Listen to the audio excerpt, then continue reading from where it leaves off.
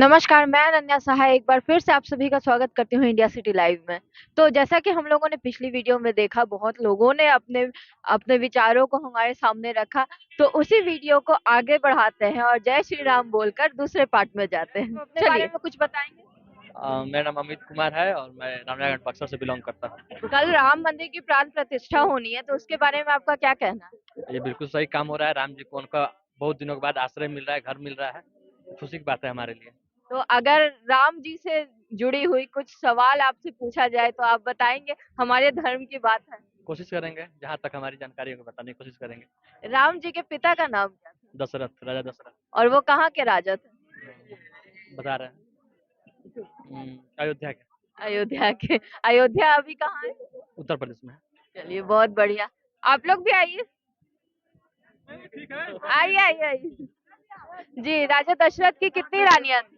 तीन थी। कौन कौन? कैकई, सुमित्रा, कौशल्या। कौशल्या। तो इनमें से लक्ष्मण जी किसके बेटा थे? सुमित्रा। सुमित्रा के। और कैकई के दोनों बेटे का नाम? कैकई के ये हो गए भरत और शत्रुघ्न। भरत। तो भरत की पत्नी का नाम क्या था? ये इतना डिटेल्स नहीं पता है हमें। भरत की पत्नी का नाम। उर्मिला तो लक्ष्मण का। ऑप्शन मिलेगा तो हाँ। बताएंगे। ठीक है, ऑप्शन देते हैं। सीता, उर्मिला, मांडवी, शूर्पणखा। मांडवी। मांडवी। सूप लिखा तो ऑप्शन में निकला था। आपको भी चार का नहीं पता है मतलब। नहीं तो आप भी धरती आप बताइए तो शत्रुघ्न का पता श्रुति कीर्ति शत्रुघ्न की वाइफ थी। है, राम जी आ रहे हैं, सब तरफ राम जी का नाम गूंज रहा है।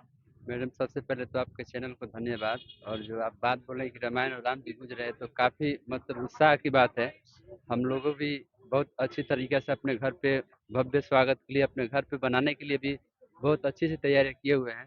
पर चूंकि एक समय आया कि यहाँ पटना आना पड़ा, पर हमने रास्ते में देखा जहाँ जहाँ भी चौक चौराहे है, वहाँ पे बहुत जोरों शोर से लोगों में उत्साह है। प्लस अपना जो भी है वो लोग सजा धजा कर रखा है। बहुत बहुत मस्त लगा। तो आपसे अगर कुछ सवाल पूछे जाए तो आप उनका जवाब देंगे? अगर जानकारी होगा तो जरूर दे सकते हैं। तो श्री राम का पूरा नाम क्या है? श्री राम का पूरा नाम ना, ना, ना,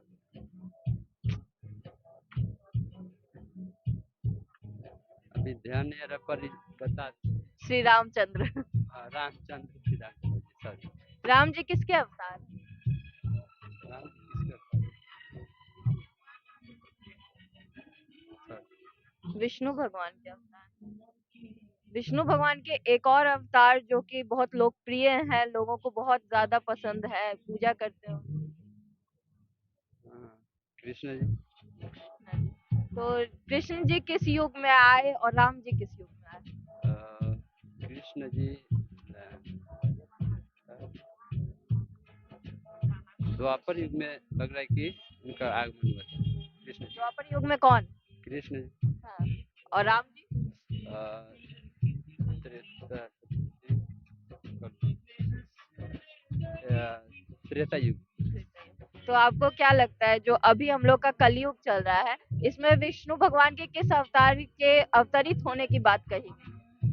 सॉरी। कल की मेरा नाम शिव चतुर्वेदी है। मैं गोरखपुर से हूँ। My name is Vedant Thakur, I am from Patna. मेरा नाम आभास आकर्ष है, मैं दिल्ली से हूँ। मैं डॉक्टर राजू हूँ, मैं दिल्ली से आया हूँ। ये तो हम लोग यहाँ पर राम मंदिर के बारे में बात कर रहे हैं, कैसा लग रहा है? न्यूज़ देख रहे हो? Yes, sometime it's amazing. अच्छा लग रहा है। अच्छा लग रहा है। तो हम लोग जब बात करते हैं राम मंदिर की, तो राम जी की बात हो रही है। तो राम जी के बारे में आप लोग जानते हो कौन थे? जी जानते हैं। कौन है? राम जी बेसिकली हम लोग के गॉड, हिंदू गॉड माने जाते हैं। और वो उनकी कई रामायण भी बेस्ड है। जैसे वो सीता जी का वो चीर हरण हुआ था, उनको लेके आए थे। उन्होंने रामायण जीती थी लंका से। और भी है। तो आप लोगों को रामायण का नाम पता है। रामायण लिखी किसने है? रामायण किसे लिखी है? ये वाल्मीकि जी ने। वाल्मीकि जी ने। जी। और वाल्मीकि जी जो है, वो उन्होंने रामायण लिखी है। तो आप ये बताइए, राम जी के गुरु का नाम क्या है? राम जी के गुरु द्रोणाचार्य। द्रोणाचार्य तो कहीं और हो गए, महाभारत में पहुंच गए। जी। राम जी के विश्वामित्र जी। जी, विश्वामित्र भी थे और वशिष्ठ भी थे। तो आप लोग बताइए कि रामायण जो है, रामचरितमानस किसने लिखी? हाँ किसने रामचरितमानस। ये नहीं पता मेरे को। गोस्वामी तुलसीदास जी ने। तो रामचरितमानस में कितने कांड हैं? शायद 7 से 8 हैं। आप नाम बता सकते हैं उनका? हाँ, सुंदरकांड, उत्तरकांड और प्रथमा कांड तो पता नहीं शायद। इसके अलावा मतलब 8 हैं, ये तो जानकारी में। 7 है। Okay, good, that's okay. तो ये बताइए कि ऐसे कोई 2 कैरेक्टर जो कि रामायण में भी थे और महाभारत में भी थे। हम इनमें कह सकते हैं, एक तो हनुमान जी थे जो भगवान श्री कृष्ण के ध्वज पे साक्षात विराजमान थे, और एक एक वही कैरेक्टर थे, बाकी तो और या कोई है? उससे बड़ा मतलब 4-5 ऐसे कैरेक्टर हैं जो रामायण और अच्छा, महाभारत में। इसकी जानकारी नहीं। हनुमान जी का तो परशुराम? परशुराम जी का वैसे इसमें उदाहरण नहीं मिलता है महाभारत में, इसलिए मुझे नहीं जानकारी। नहीं, परशुराम रामायण महाभारत में है। रामायण में थे, महाभारत में भी परशुराम है। कर्ण के गुरु वही, परशुराम थे। ओके। द्रोणाचार्य के गुरु भी परशुराम थे। अच्छा, भीष्म के गुरु इसकी परशुराम। जानकारी मतलब महाभारत में उतनी मतलब बहुत बड़ी से नहीं बताई गई। तो आप बताइए, लक्ष्मण जी किसके अवतार थे? मेरे को उतना ज्ञान नहीं है रामायण। शेषनाग के, हाँ? शेषनाग। शेषनाग। और शेषनाग के वो अवतार जो कृष्ण जी के साथ हुए। वो जिनके सर पे चढ़ करके भगवान ने नृत्य किया था, आप उनकी बात कर, वासुकी नाथ नहीं? अच्छा, जैसे लक्ष्मण जी बन करके राम जी के साथ आए थे शेषनाग, तो कृष्ण जी के साथ शेषनाग किस रूप में आए थे? वही जब वो बाढ़ हुआ था तो उसमें उन्होंने उसके फन पे चढ़ करके नृत्य किया था, कालिया जी। इसके अलावा तो नहीं जानकारी। बलराम, अच्छा, बलराम भी वही। उनके बड़े भाई, है ना? राम जी के बारे में क्या सोचते हो, क्या सीखते हो राम?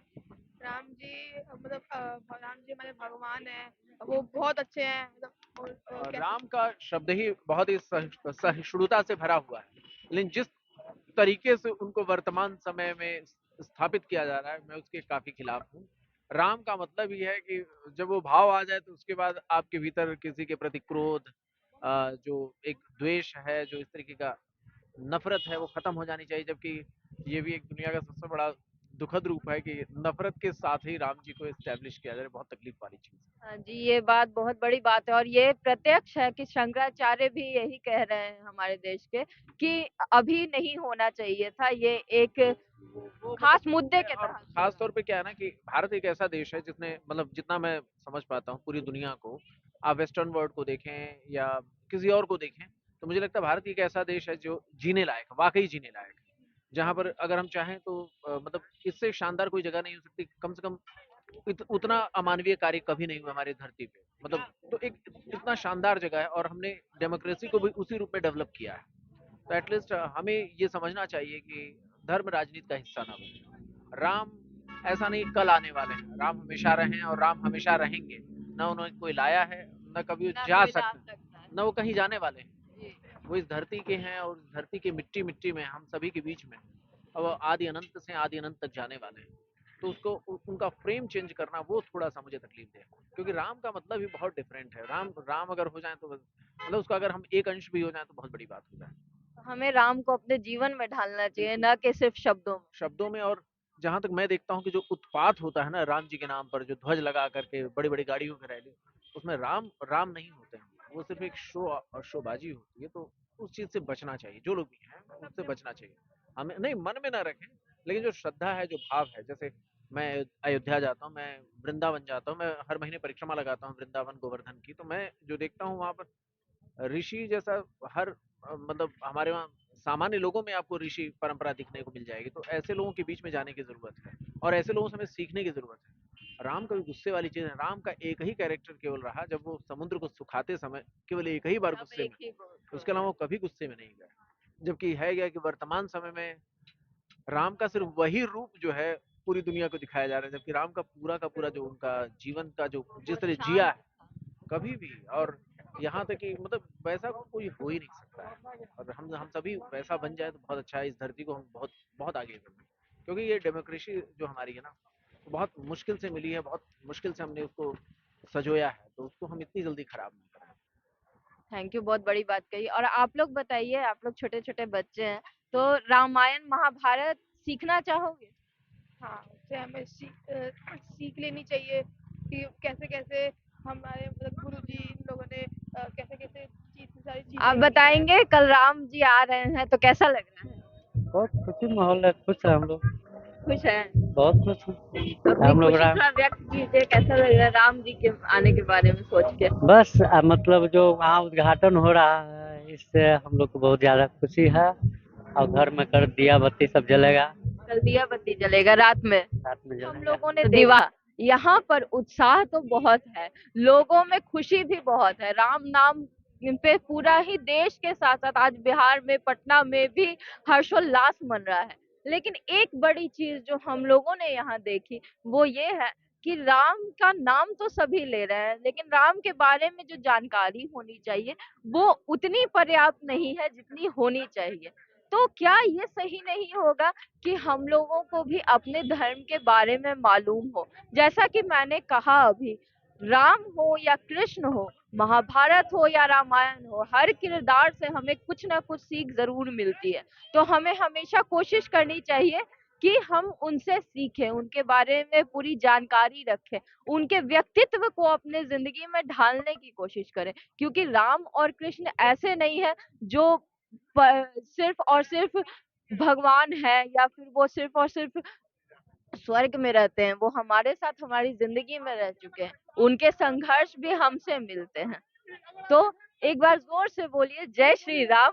और साथ ही हमेशा याद रखिए कि राम जी हमारे साथ हमारे बीच हर वक्त है। तो उनसे हम सीखें, उन्हें आदर्श बनाएं, न कि सिर्फ उनका नाम ले। धन्यवाद। बोलेंगे जय श्री राम। जय जय श्री राम, जय श्री हनुमान। जय हनुमान। Thank you.